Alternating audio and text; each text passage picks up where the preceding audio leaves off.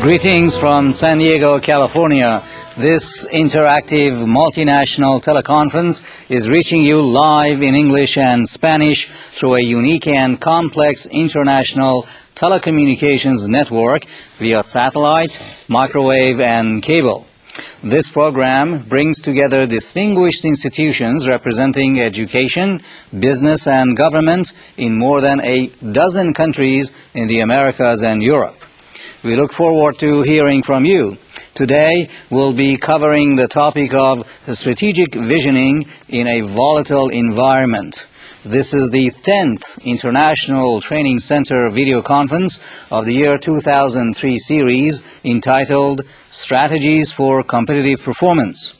I'm Dr. Farhad Saba, Professor of Educational Technology at San Diego State University and the moderator of today's program. We live today within a volatile environment of economic, social, and political adaptation and change fueled by globalization and new information technologies. Individuals, organizations, and communities have an increasingly difficult challenge trying to anticipate the short, medium, and long-term scenarios they will be facing amidst their goals and aspirations. Visioning takes now a more strategic role than ever before for all of us as a vehicle to identify future opportunities for growth and success, as well as possible obstacles and risks of failure. Intuitive adaptation and optimal scenario navigation are two unique resources we all have at our disposal to deal with the rapid, never-ending change and constantly uncertainty that seemingly surround us all. This unique video conference will discuss the increasing value of intuitive visioning and the importance of creative scenario navigation and assessment within education, business, and government. Without adopting this two-tiered new generation strategic visioning approach, our planning and forecasting efforts will be increasingly less reliable and effective, placing us in a reactive rather than proactive position towards our future. The distinguished speaker will present recent findings on the use of human intuition for managerial, decision-making, and factual cases of scenario analysis in successful organizations.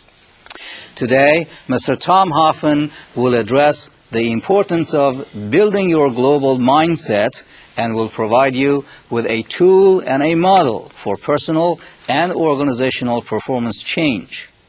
He will also analyze the mindset of the effective leader and address the challenge of developing a leadership mindset. Mr. Thomas Hoffmann is founding partner of Essential Experiences Associates, EXA, a management consulting firm focused in helping Fortune 500 companies understand those organizational characteristics which will lead to higher levels of employee contribution, performance, and satisfaction. Since 1996, Mr. Hoffmann has worked with companies in North America, Latin America, Europe, Asia, and South Pacific.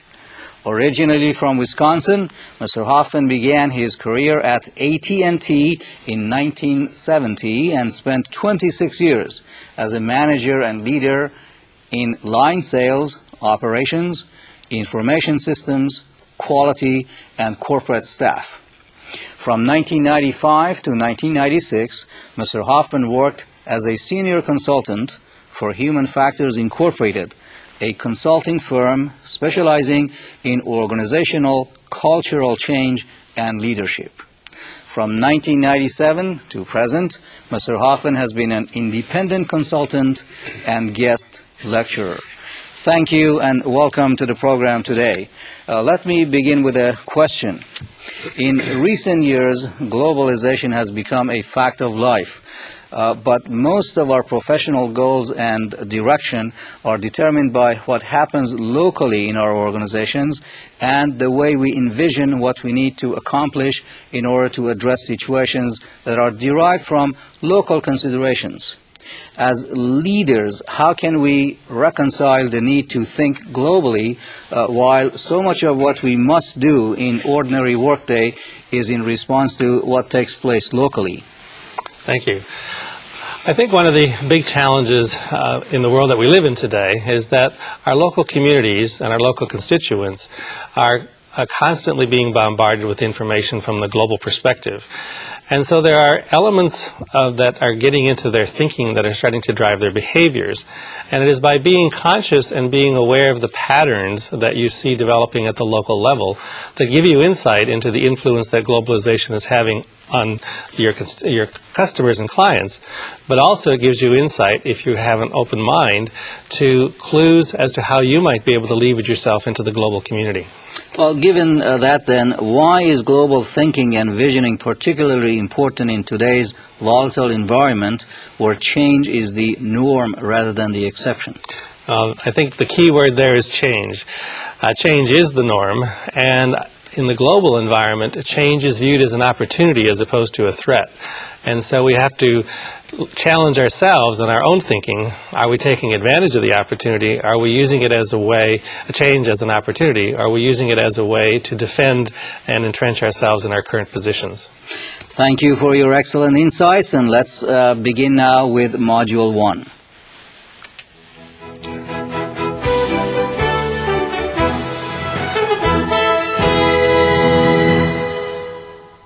Thank you. We are living in and are exposed to a world that is evolving, becoming more global. Whether good or bad, whether we agree or not, the developing interdependencies of economies, financial and industrial institutions, educational systems, and geopolitical beliefs tug and pull us toward a more global community. Our world of thought is influenced by global influences.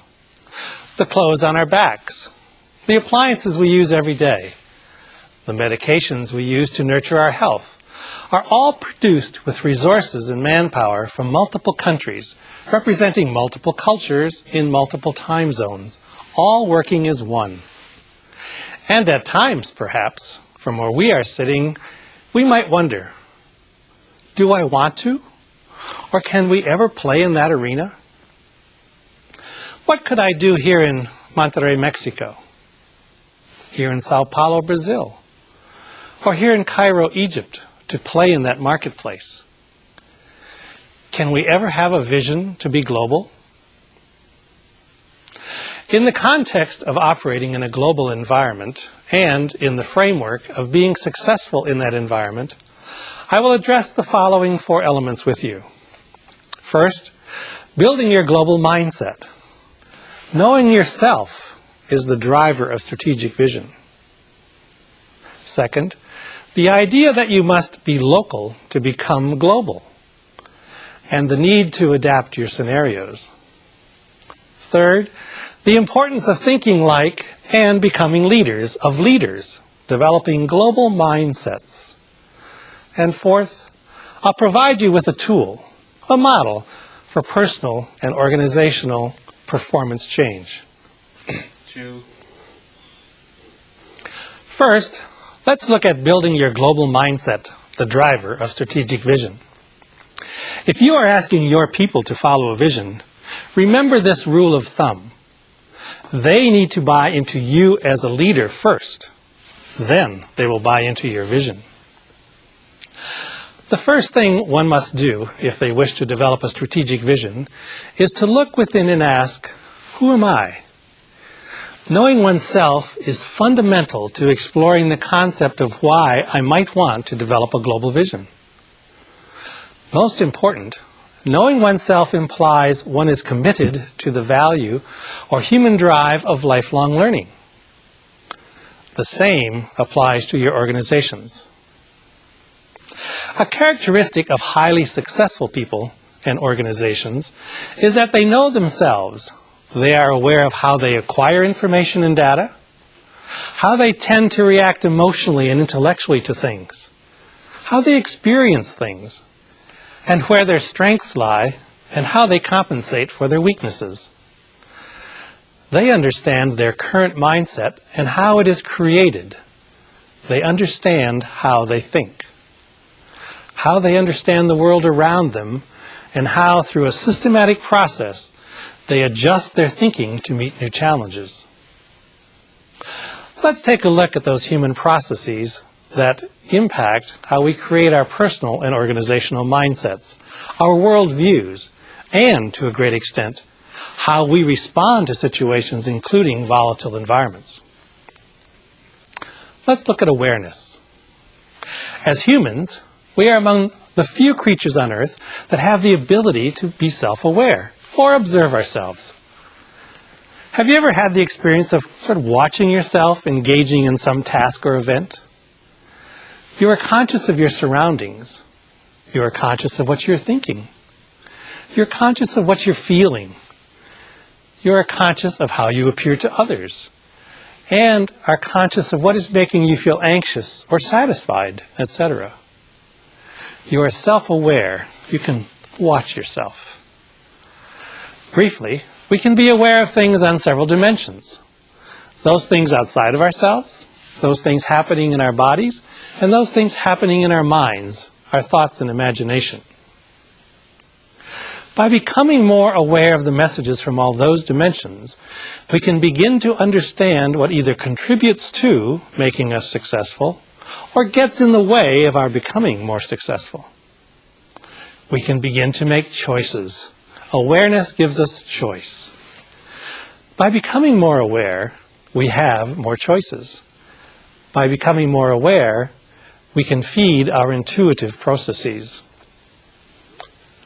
Strategic awareness, writes Terence Brake, is characteristic of those managers who can operate across different national boundaries and those who travel mentally by understanding the international implications of their work.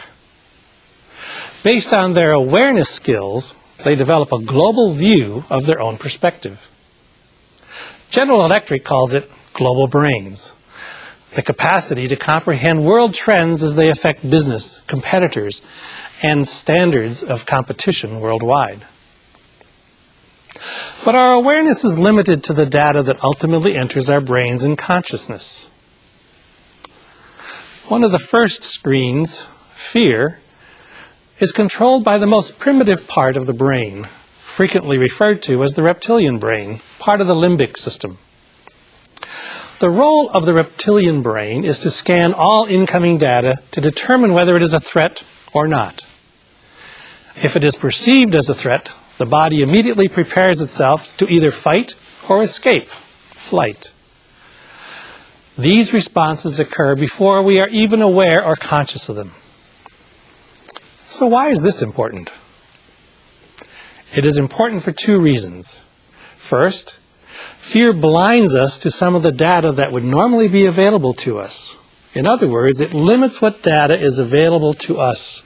And second, limited data, we limit our choices. The point is that learning what incoming data is generating, what respective response, is important. The response to fight or flee is a wonderful tool for survival, especially when there were tigers looking for dinner in your cave and you were dinner. But the tigers are gone, and we find ourselves in multiple situations where we respond as if a tiger were standing in front of us, ready to pounce. So what are your tigers? What role is your personal fear playing in developing yourself into a global thinker? A leader with a strategic vision?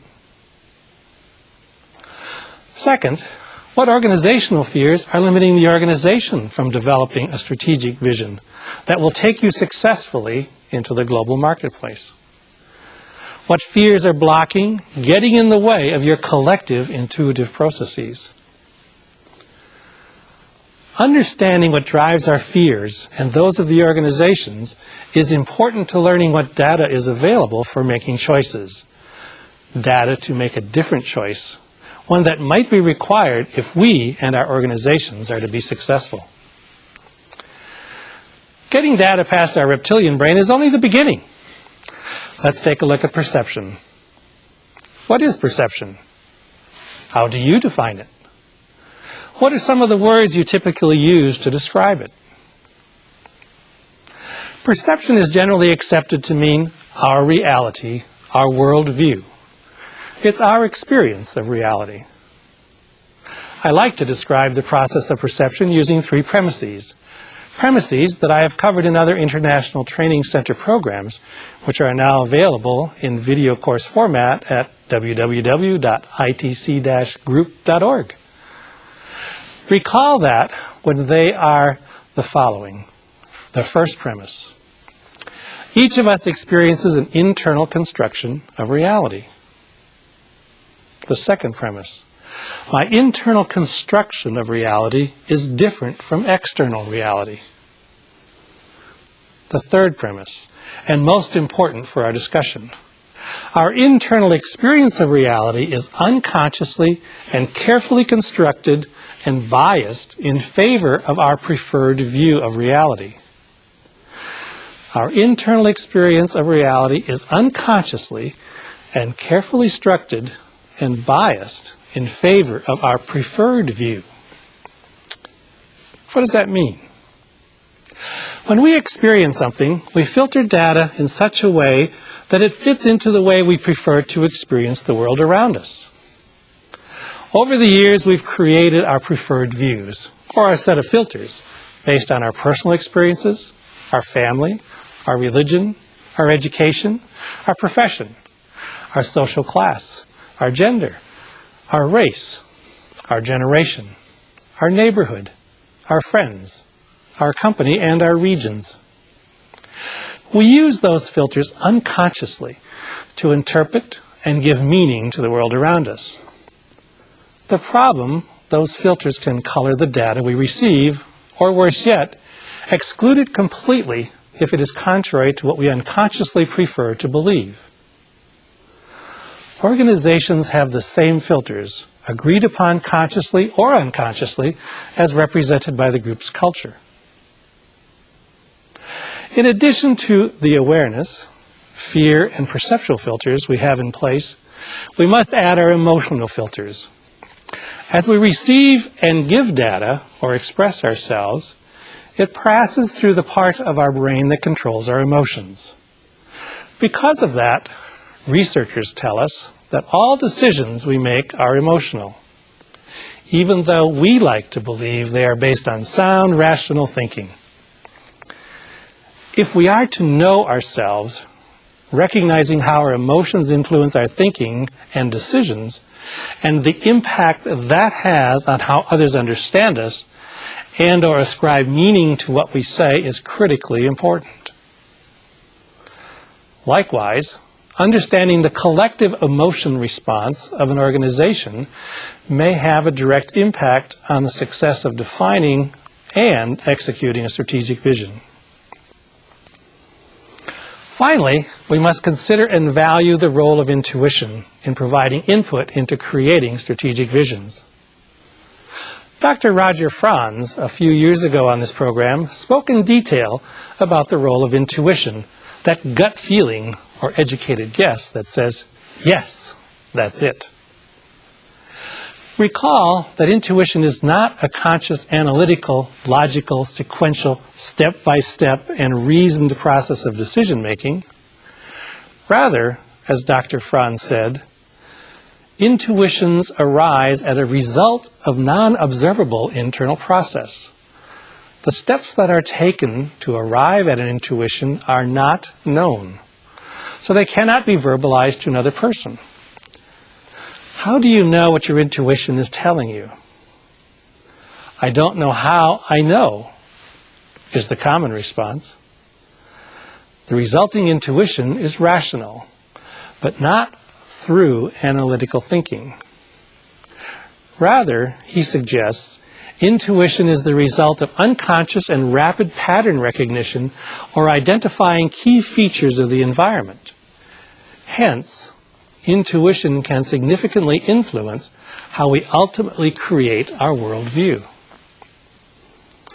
Understanding those processes, namely the role of strategic awareness, fear, and perception in the global view, and emotions and intuition, will result in helping you and your organization understand how to address the challenge of envisioning becoming a more global or functioning in a global business context. Understanding those processes will result in learning how you are creating and molding your mindset, your worldview, and that of your organization. How are they aware? What level of fear exists and how do they respond? What are the influences that have formed the group's perceptions and beliefs, the unconscious filters used to screen data? And what is the organization's emotional context? In other words, what is and how does the organization create its mindset? An organization that specializes in training managers and leaders to become global, the Training Management Corporation, has outlined the characteristics of those with global mindsets. There are competencies that people who are working within each of these contexts or mindsets need to have. And, of course, there are challenges that face people in each of these areas. Let me outline these for you. First, people with global mindsets tend to drive for the broader, bigger picture. In order to do this, they must be able to manage competitiveness. The challenge for the individual working in this context would be to develop a systems thinking approach and conduct environmental scanning to identify global opportunities. Second, we see that people with a global mindsets tend to balance contradictory demands and needs. Generally speaking, the competency necessary to be able to do this is the ability to manage complexity. In this context, the individual might be challenged by the need to build his or her mind matrixing capacity, handle contradictions, or manage complex relationships. Third, people with global mindsets tend to trust networked processes rather than hierarchical structures to deal with the unexpected.